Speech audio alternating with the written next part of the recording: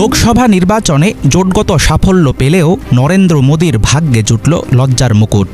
একা সরকার গঠনের জন্য ২৭২ ম্যাজিক ফিগারের কাছে পৌঁছাতে পারেনি বিজেপি। সরকার গঠনে একসময়ের শক্তিশালী দলটিকে থাকতে হবে শরিকদের দয়ার অপেক্ষায়। লোকসভায় সংখ্যাগরিষ্ঠতা না পেলেও এবারের নির্বাচনকে দেখা হচ্ছে ভারতের বিরোধী শিবিরের ঘুরে দাঁড়ানোর মঞ্চ হিসেবে। গত ২ নির্বাচনে নরেন্দ্র মোদীর একতরফা জনসমর্থনের সামনে দাঁড়াতেই পারেনি কংগ্রেস ও বিরোধীরা। এবার বিরোধী জোট ইন্ডিয়ার সাফল্যের পেছনে বড় কারিগর হিসেবে দেখা হচ্ছে কংগ্রেস নেতা রাহুল গান্ধীর। ভীষণ আগ্রহ নিয়ে আমরা সবাই ভারতের নির্বাচন দেখছিলাম, সেই নির্বাচনের ফলাফল কি হবে সেটা দেখছিলাম এবং আমরা সেই নির্বাচনের ফলাফল নিয়ে বিশ্লেষণ করছিলাম যৌক্তিক কারণেই।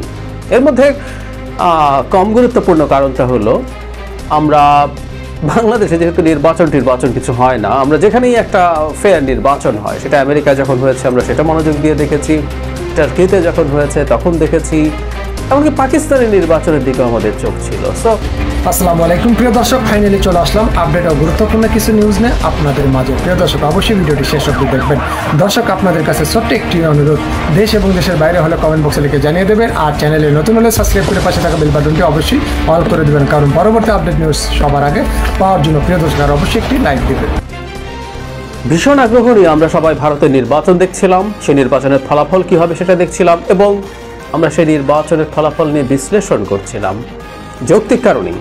এর মধ্যে কম গুরুত্বপূর্ণ কারণটা হলো আমরা বাংলাদেশে যেহেতু নির্বাচন কিছু হয় না, আমরা যেখানেই একটা ফেয়ার নির্বাচন হয়, সেটা আমেরিকায় যখন হয়েছে আমরা সেটা মনোযোগ দিয়ে দেখেছি, টার্কিতে যখন হয়েছে তখন দেখেছি, এমনকি পাকিস্তানের নির্বাচনের দিকেও আমাদের চোখ ছিল।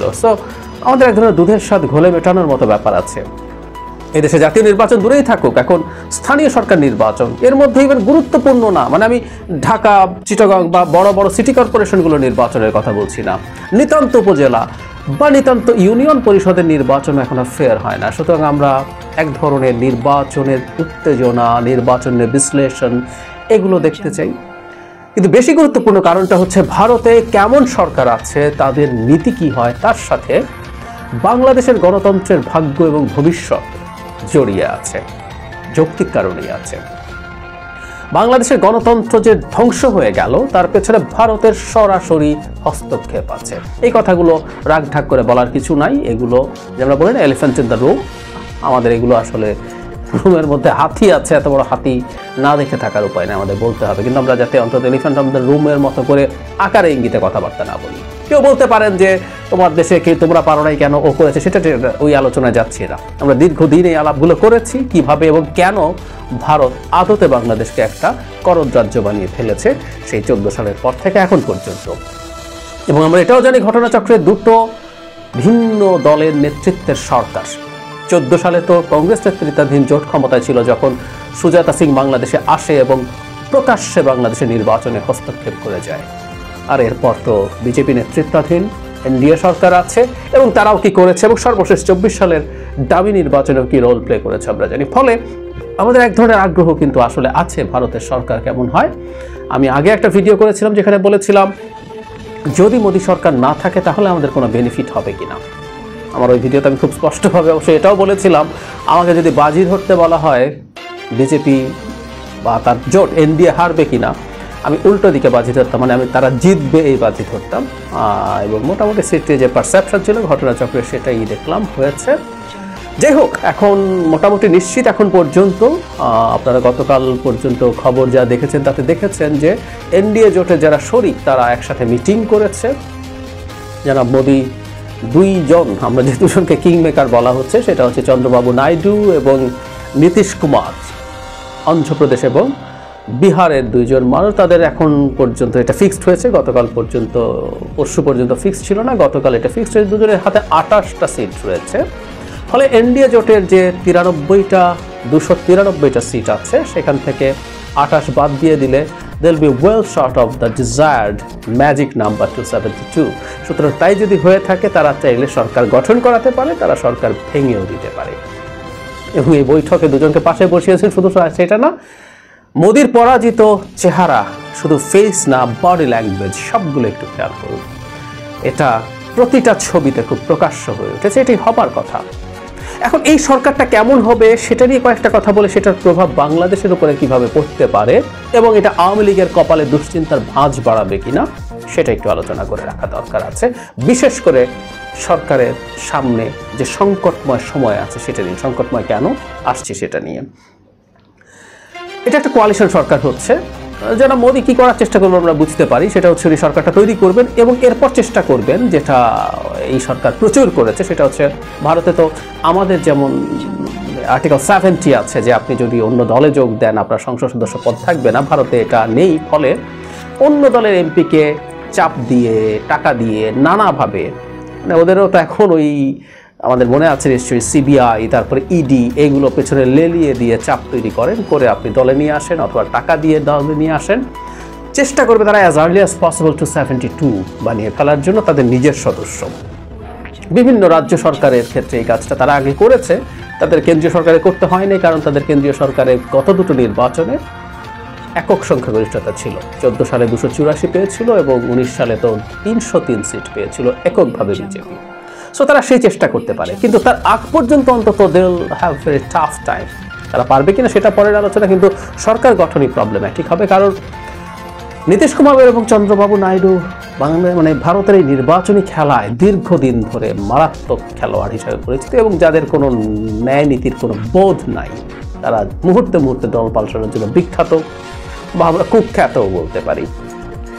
ফলে তারা যেটা করবেন সেটা হচ্ছে প্রচণ্ড বড় ঠ্যাক দেবেন খুব গুরুত্বপূর্ণ মন্ত্রণালয়, স্বরাষ্ট্র, প্রতিরক্ষা, অর্থ, এমনকি স্পিকার চাইবেন, এরকম আলাপও শোনা যাচ্ছে। এবং তারা যদি চান এটা ডিফাই করা তাদের জন্য আসলে খুব ক্ষতি হবে। যদিও এখন পর্যন্ত খবর তারা জনাব মোদীকে সমর্থন দিচ্ছেন এবং জনাব মোদী তৃতীয়বারের মতো প্রধানমন্ত্রী হতে যাচ্ছেন। তারা আরও কতদিন থাকেন, এই যে মোদী তাদের গুরুত্ব কমানোর জন্য অন্যান্য এমপি টেম্পি কিনে ফেলতে পারেন, এটা নাইডু এবং নীতিশ কুমার খুব ভালো মতো জানেন। সুতরাং তারাও খেলবেন। মোদ্দা কথাটা হচ্ছে মোদী প্রচণ্ড চাপের মধ্যে থাকবেন। শুধু সেটাও না, তারা যদি সমর্থন প্রত্যাহার না করেও নেন, এটাও খুব গুরুত্বপূর্ণ যে মোদী যে ধাতুতে গড়া মানুষ, যে চরিত্রের মানুষ, তার জন্য একটা কোয়ালিশন সরকারে কাজ করা অলমোস্ট ইম্পসিবল। যে মানুষটা এখন নিজেকে ভগবানের অবতার হিসাবে দেখাতে চান, তার মানে উনি নিজেকে কতটা এক্সক্লুসিভ মনে করেন, সেই মানুষটার জন্য একটা কোয়ালিশন সরকার, সেখানে আরও দলগুলোর মত শুনে তাকে চলতে হবে, যেটা তিনি তার এন্টায়ার পলিটিক্যাল ক্যারিয়ারে অলমোস্ট করেন। উনি যখন গুজরাটের চিফ মিনিস্টার ছিলেন, মুখ্যমন্ত্রী ছিলেন, তখনও চিফ মিনিস্টার্স অফিসই মূলত সব কিছু করেছে, অন্য মন্ত্রী বাদ দিয়ে। আর এই 2 টার্মে ভারত সম্পর্কে বলা হয় যে প্রাইম মিনিস্টার্স অফিস যে পরিমাণ পাওয়ারফুল হয়েছে ইতিহাসে আর কখনো হয়নি। উনি ওনার মন্ত্রীদেরকেও পাত্তা দিতেন না সেই অর্থে। সো এইরকম প্রচণ্ড ডিকটেটরিয়াল একজন মানুষ একটা কোয়ালিশন সরকারে থাকা, সেখানকার মন্ত্রীদের সাথে অন্যান্য দলের সাথে ক্রমাগত ইন্টারাকশন করা মোদির জন্য অলমোস্ট ইম্পসিবল। পজিটিভলি হবে না। তার মানে আমি এটা বোঝাতে চাইছি উনি কন্টিনিউয়াস সাইকোলজিক্যাল প্রেশারের মধ্য দিয়ে যাবেন। মানে আমি আসলে একটা কথা বলার চেষ্টা করেছি, আপনাদের মনে আছে হয়তো, মানে একটা স্বৈরাচারী ব্যবস্থার প্রবলেম বোঝাতে গিয়ে বলেছি, আপনি যখন একটা স্বৈরাচারী ব্যবস্থার মধ্যে থাকেন, গ্রুমড হন, আপনি অন্তর্গতভাবে পাল্টে যেতে থাকেন। আপনি আসলে ঠিক যদি গণতান্ত্রিক মানুষও হন, সিস্টেমের মধ্যে পড়লে ওটা হয়ে যাবেন, হতে বাধ্য। আর মোদি একেবারে আদিকাল থেকেই এই ধরনের, আমি আপনাদেরকে একটা ইন্টারভিউ দেখতে বলবো কারণ থাপার দ্য ওয়ারের, তার সাথে মোদির বায়োগ্রাফারের একটা ভেরি ইন্টারেস্টিং ইন্টারভিউ আছে। ইন্টারভিউটা একটু দেখে নেবেন। মোদি সম্পর্কে বলছি, এটা অফিসিয়াল বায়োগ্রাফি। উনি মোদির সাথে দীর্ঘদিন থেকেছেন, তার সাথে আলাপচারিতা করেছেন, করে এই বায়োগ্রাফিটা লিখেছেন। মোদি সম্পর্কে জানার জন্য এটা আপনারা দেখবেন। তো সেখানে আপনি শুনবেন যে উনি অত্যন্ত ছোটবেলা থেকে, মানে স্কুলের নাটকে মেইন ক্যারেক্টার না বলে উনি অভিনয় করবেন না, এই রকম একটা পারসেপশন, এবং নিজকে অবতার দাবি করা গুজরাট থেকে তার শুরু হয়েছে। এই ধরনের মানসিকতার একজন মানুষ ভেরি টাফ টাইম। তার মানে যে কথাটা বলতে যাচ্ছি, ভারতের আগামী সরকারটা বেশ দুর্বল সরকার হবে এবং মোদি একটা কোয়ালিশন সরকারও যতটা এফেক্টিভলি চালানো যায়, নিজের শক্তি সামর্থ্য যতটুকু পোট্রে করা যায়, সেটাও সম্ভবত করতে পারবেন না। অ্যাট দ্য সেম টাইম এটাও খুব জরুরি, একটা রাজনৈতিক দলে প্রতিদ্বন্দ্বিতা তো থাকেই, শত্রুতাও থাকে। মোদির অ্যান্টাই গ্রুপ আছে। আমাদের মনে থাকার কথা, আদবানির মতো অতি সিনিয়র মানুষকে একেবারে নিষ্ক্রিয় করে ফেলা হয়েছিল। একইভাবে এখন মোদির এই সুযোগটা এখনো তার প্রতিদ্বন্দ্বীরাই নেওয়ার চেষ্টা করবে, আর যারা তার শত্রু আছে তারা তো করবেই। ফলে উনি ওনার দলের মধ্যে থেকে যেরকম আগে আনচ্যালেঞ্জড ছিলেন সেই জায়গারও সমস্যার ফলে ক্রমাগত চাপের মধ্যে থেকে, আমি আবারও বলছি, চাপের মধ্যে থেকে কিন্তু অনেকে ভালো কাজও করতে পারেন, কিন্তু তার জন্য আপনার যে ধাতুতে তৈরি তার মধ্যে কিছু গণতান্ত্রিক মানসিকতা, কিছুটা রেজিলিয়েন্স, কিছুটা সহনশীলতা, কিছুটা পাল্টানোর কথা, নিজকে পাল্টানোর চেষ্টা, এগুলো থাকতে হয়। জনাব মোদির ওগুলো কিছু নাই। ফলে এইরকম একজন মোদি বাংলাদেশের জন্য কেমন হবেন সেটা হলো গুরুত্বপূর্ণ প্রশ্ন। আমরা এটা এখন জানি বা এটার যথেষ্ট পরিমাণ প্রমাণও আমাদের হাতে আছে, সেটা হলো আমেরিকা যখন ক্রমাগত চাপ এই দেশে সরকারের আওয়ামী রেজিমের উপরে দিচ্ছিল একটা ফেয়ার ইলেকশনের জন্য, পরবর্তীতে এসে 2+2 মিটিং এর পর সেটা ভারত সরিয়ে দিতে পেরেছে। এখন খেয়াল করি তো আমরা, সেই নরেন্দ্র মোদী, সেই ভারত সরকারের আর এখনকার ভারত সরকার আকাশ পাতাল ফারাক হচ্ছে, তাই না? একটা সরকার যেখানে বিজেপি নিজে 303 সিট পেয়েছে, তার জোট 353 পেয়েছে, 359 পেলে জোটে 2/3 মেজরিটি হয়ে যেত, সংবিধান সংশোধন করার মতো পরিস্থিতি। সেই সরকার যখন তার দেশের ভেতরে বটেই, সে যখন গ্লোবাল সুপার পাওয়ারগুলোর সাথে ডিল করে, আমেরিকার সাথে সে যখন ডিল করে, সে অত্যন্ত শক্তিশালী পরিস্থিতি নিয়ে, শক্তি নিয়ে ডিল করতে যায়। তার জন্য সেই জায়গাটা থাকে, কারণ জনগণের ম্যান্ডেট আছে। আমেরিকা তো একটা ডেমোক্রেসি, সুতরাং এই রকম বিশাল বড় জয় পাওয়া একটা দল, তার শক্তি ভিন্ন থাকে, সেরকম প্রধানমন্ত্রীর শক্তি ভিন্ন থাকে। এখন ইনি যখন ডিল করতে যাবেন উইথ আদার কান্ট্রিজ, এটা আমেরিকা হোক অন্য যে কোনো কান্ট্রি হোক, এই মোদি আর সেই রকম শক্তিশালী সেই অর্থে থাকবেন না। ফলে এটা তার জন্য খুব সোজা না। আচ্ছা, বললাম মোদি চাইছেন শেখ হাসিনা সরকারকে অ্যাট এনি কস্ট ক্ষমতায় রাখতে হবে। এখানে একটা গুরুত্বপূর্ণ প্রশ্ন আছে, তার নেওয়া পলিসি পুরোপুরি কি তার দলের মধ্যে অ্যাকসেপ্টেড হবে, তার জোটের মধ্যে? প্রথম দল, আমি বলছি দলের মধ্যে উনি এবার চ্যালেঞ্জের মুখোমুখি হবেন। আগে যেসব মন্ত্রীদেরকে উনি কাগজে কলমে রেখে আসলে কাজ পিএমও অফিস করছিল, সেগুলোর জায়গায় এখন মন্ত্রীরাও তাদের স্টেক চাইবেন, আর যারা জোটে আছেন তারা তো আছেন। সুতরাং তার নেওয়া পলিসি একেবারে বিনা বাক্য ব্যয় সবাই মেনে নেবে সেটা নাও হতে পারে। বিরোধী যারা আছে, জোটসঙ্গী যারা আছে, বিরোধী না জোটসঙ্গী যারা আছে, তারাও ইনফ্যাক্ট আগের চেয়ে অনেক শক্তিশালীভাবে চেষ্টা করবে পলিসির ব্যাপারে তাদের সেই বলার জন্য। এটা শুধুমাত্র যে বাংলাদেশের কল্যাণের জন্য করতে হবে তা বলছি না, তারা তাদের নিজস্ব স্টেক অর্জন করতে চায়, তারা সেই সরকারের মধ্যে তাদের স্টেক অর্জন করতে চাইবে। সুতরাং যারা মোদি চাইলেও একেবারে অন্ধভাবে সেটা করে ফেলতে পারবেন এই গ্যারান্টি এখন আর দেওয়া যাবে না। আরও জরুরি কথা আছে, বিশাল মেজরিটি এবং কংগ্রেসের একরকম ভরাডুবি। গত সংসদে কংগ্রেসের 52 সিটস ছিল এবং সেই 52 সিটসের কংগ্রেস, যেখানে 55 না হলে অফিসিয়াল বিরোধী দল হওয়া যায় না, সেই পরিস্থিতির কংগ্রেসকে পাত্তা দেওয়ার কিছু ছিল না, বা জোটকেও পাত্তা দেওয়ার কিছু ছিল না, তাদেরই এত বড় জয় ছিল। এবার অত্যন্ত শক্তিশালী একটা বিরোধী দল ভারতে পার্লামেন্টে যাচ্ছে, এবং ভারতের parliament is not that easy. এটা বাংলাদেশের মতো না, এবং বাংলাদেশের পার্লামেন্ট কী বস্তু আমরা তো আসলে বহু বছর বুঝতে পারছি না। পার্লামেন্টেও প্রতিটা পলিসির ব্যাপারে বিজেপি চ্যালেঞ্জড হবে। কেউ কেউ বলেন যে কংগ্রেসও তো আওয়ামী লীগের কেনা। না, আমি আমার ওই ভিডিওটাতে বলেছি, মানে কংগ্রেসটা আসলে আদতে যারা প্রণব মুখার্জির আসলে ব্যক্তিগত সম্পর্ক ছিল বাংলাদেশের প্রধানমন্ত্রীর সাথে, রীতিমতো রাষ্ট্রপতি ভবনে গিয়ে প্রণব মুখার্জিকে ইলিশ মাছ রেঁধে যেতে খাইয়েছেন। সো উনি এই 1-11 থেকে শুরু করে শেষ পর্যন্ত প্রেসিডেন্টও ছিলেন, প্রতিটা ক্ষেত্রে গুরুত্বপূর্ণ রোল প্লে করেছেন। কংগ্রেসের সাথে হুবহু আর ওই সম্পর্ক থাকবে না। আবার কংগ্রেসও খুব ভালোভাবে বুঝতে পারছে ভবিষ্যতে বিজেপিকে সরিয়ে যদি তাকে ক্ষমতায় আসতে হয়, তারও ইনফ্যাক্ট জোট লাগবে, ইন্ডিয়া জোট বা অন্য কোনো নামে যেটাই হোক না কেন, সেই জোট ছাড়া আবার বিজেপিকে সে এককভাবে পরাজিত করতে পারবে না। সুতরাং কংগ্রেসও ব্ল্যাঙ্ক চেক দিয়ে চুপ করে থাকবে, নট নেসেসারিলি।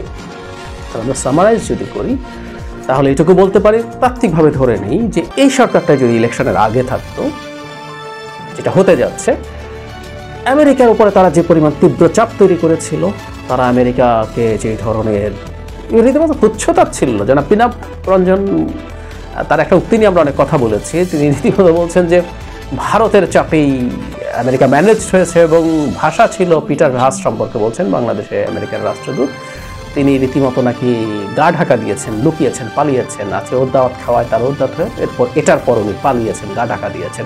সো এই হামবড়া, এই ভয়ঙ্কর রকম দম্ভ, অ্যারোগেন্স এসছে আসলে বিজেপির ওই জয়গুলো থেকে। তার মানেটা হচ্ছে এই পরিস্থিতি আসলে গত ইলেকশনেও দেখা যেত আমেরিকার পলিসি বাংলাদেশে ইমপ্লিমেন্ট করার ক্ষেত্রে বিজেপি সরকারের জন্য খুব বেশি সহজ হবার কথা ছিল না। ফলে আমরা যদি বলি এইভাবে, আগামীতে সরকার যেভাবে ব্ল্যাঙ্ক চেক পেয়েছিল আগে অত্যন্ত শক্তিশালী একটা ভারতের মোদী সরকারের কাছ থেকে, সেই শক্তির জায়গাটা থাকছে না, ইটস ফর শিওর। এবং এটা সরকার এমন সময় হারাচ্ছে যখন ওদের সমর্থন অনেক বেশি দরকার ছিল। বাংলাদেশের অর্থনীতি নিয়ে রীতিমতো আপডেট দিই এবং আমি অন্তত, অনেকেই বলছেন, আমিও বলছি যে সংকট আসলে ঠেকানো যাচ্ছে না despite taking all the steps. আপনি ভীষণ সব মারাত্মক স্টেপ নিয়ে দেশের অর্থনীতির 12টা বাজাচ্ছেন জাস্ট ডলার বাঁচানোর জন্য, কিন্তু ক্রাইসিস ঠেকাতে পারছেন না। আগামী এইরকম সময়, আগামী বছর এর মধ্যে যদিও চেষ্টা করেন, এর আগেও হতে পারে, আগামী বছর এরকম সময় will be in a very tough situation. So অর্থনৈতিক সংকটের মধ্য দিয়ে যাচ্ছেন এবং সেটা প্রবাবিলিটি তৈরি করছে জনগণকে রাস্তায় নামিয়ে দেওয়ার। আর বাংলাদেশের সবচেয়ে জনপ্রিয় এবং অতি ওয়েল অর্গানাইজড বিরোধী দল বিএনপি তো আছেই, সব মিলে আপনার পতনের পরিস্থিতি তৈরি হতে পারে এই সামনের সংকটময় সময়ে। এবং আমেরিকাকে অ্যাপারেন্টলি নিউট্রাল বা আমেরিকার কিছু করবে না, আমেরিকার সাথে সব ম্যানেজড হয়ে গেছে, আমেরিকা পেছনে তাকাবে না, খাতির করবে, এসব বলতে না বলতেই একটা স্যাংশন এসে হাজির হয়েছে। আমেরিকা এই দেশের মাঠ ছেড়ে যায় নাই। সুতরাং এই সময় ভারতকে সবচেয়ে বেশি দরকার ছিল to neutralise America if it's necessary. কিন্তু এই সময়েই ভারতে অত্যন্ত দুর্বল একটা সরকার আসছে এবং ওই যে বললাম যে জনাব মোদী নিজেকে ঠিক রেখে, মাথা ঠান্ডা রেখে সরকার চালানোই তার জন্য would have been very tough. তাহলে পরিস্থিতি আমরা বুঝতেই পারছি, এই পরিস্থিতিতে সরকারের কপালে নিশ্চিতভাবেই, আওয়ামী রেজিমের কপালে নিশ্চিতভাবে চিন্তার ভাঁজ অনেক বাড়বে।